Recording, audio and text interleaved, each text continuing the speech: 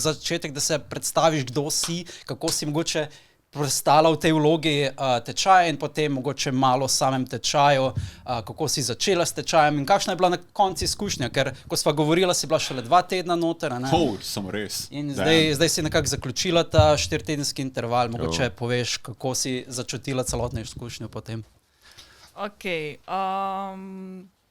A rabim povedati, na kateri srednji, na kateri osnovki? Ja, od začetka, od tvojega rojstva. Kdaj si se rodila, katero leto?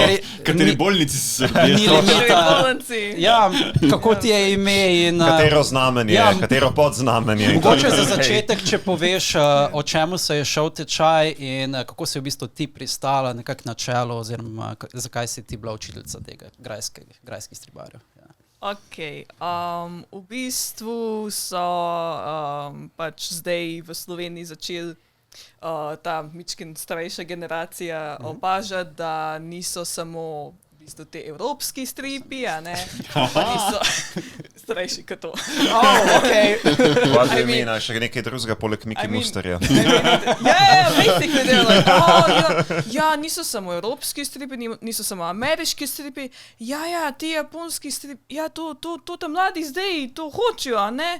Še posebej te tam mejhni, to zih hočejo nekaj. Ta mejhni, tu smo. Sem mejhan. Neke delavnice so za te specifične, ki sem jih imela, so 12+. Sicer me je vprašalo vmes, eden je malo mlajši, en je, ne vem, če bi bil 10 ali 11, ampak zelo dobro rešen, se je kar daj tega zraven. Če je zagret za to, pa naj kar prije, sej. Če ima roke, pa lahko še. Basically, pač, če ima koncentracijo, če se lahko usede za par ur. Koncentracija. Ja, kaj so imeli koncentracijo, to je ful zanimivo tema. Ne, ampak so bili zelo pridni, so imeli kar veliko koncentracije, ker tam smo bili od 9 do 3 popoldan, nekaj tasga. Mislim, sicer smo začeli ponavljati ob kar ob 9:30 mogoče, a ne, da se vsi zberejo. Pa da se vsi umirijo, da ne tečejo več, da se usedejo.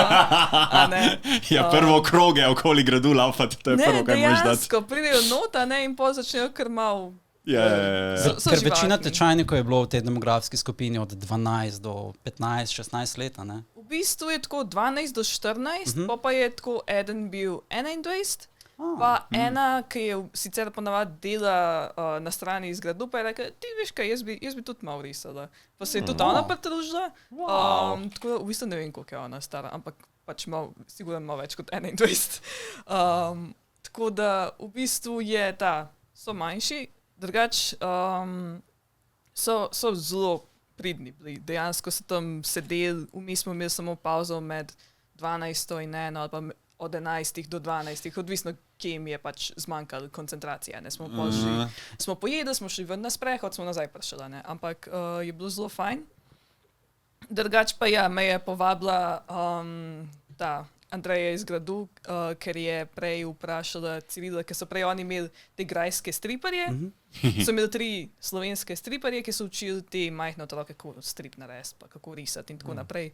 In je rekla, zdaj bi pa šli malo na mange.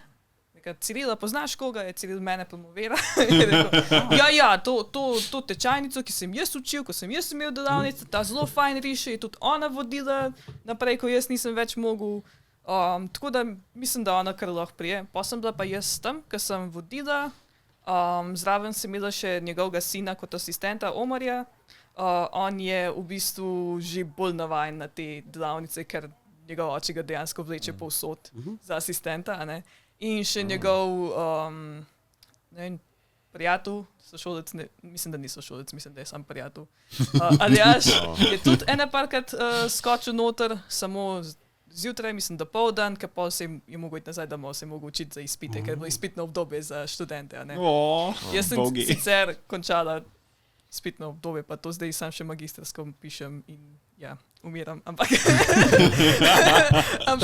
Zanimiva tema, ki se je mogoče lahko dotaknemo. Samo mogoče bi še razložil dejansko koncept, ker tisti, ki niso gledali intervjuja, se pravi, same delavnice so bile postavljene pač znotraj gradu, grad ima več, se pravi, ne vem, prostorov, ampak ena sobana je prav specifično namenjena, ne vem, predavanjem, predstavitvam takšne, prav dejansko je predstavljena na ta način, se pravi, imaš, ne vem, whiteboarde, mize, ki so postavljene in predstavljam si, da imajo večkrat take delavnice. Ne? Tudi Andreja iz Gradu, kot si jo poimenovala. Andreja Dular. Ja, ona je, v bistvu ta oseba je nekako na čelu tega programskega sklopa na Ljubljanskem gradu in po pogovoru z njo je pač delovala kot zelo zanimiva oseba, ki želi nekako pomodernizirati program na Ljubljanskem gradu, vedno išče nove stvari, ki bi lahko nekako, ne vem, spodbudile mogoče ljudi, da pridejo na grad. Ne. Grad sam sicer ni velik, ampak vedno, veš, če ti vedno isti program furaš, pač potem mogoče boš dobil pač sicer turiste, ne vedno nove, ampak ne vem, standardne tiste, ki pa hodijo na grad Ljubljančani, pa verjetno iščejo novo inspiracijo, zakaj bi šli vsak dan recimo na grad. Ne?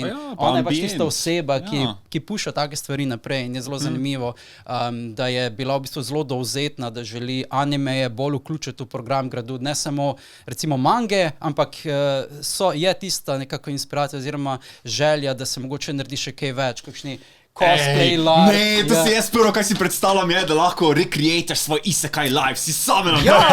Sem king, ko si pred njim, pa si like, you are the hero of this our kingdom, let's go, save the world. Že naslednja ideja za Andreja v zidu. Ne, sej dejansko bo zdaj poleti imela